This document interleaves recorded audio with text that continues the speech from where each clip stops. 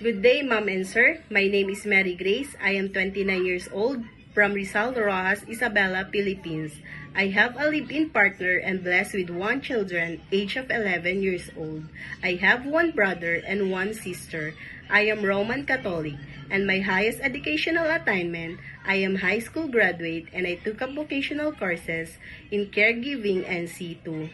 I work as a housemaid here in Philippines for 2 years.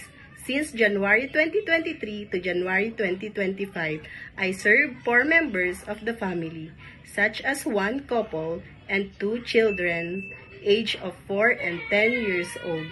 My main duties are taking care of children, doing laundry, cooking Filipino food, wash the dishes, and maintaining the cleanliness of the house.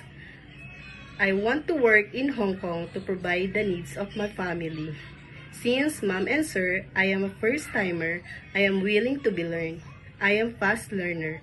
I can offer tutorial for your children, like teaching them how to reading, writing, and identifying the colors and numbers.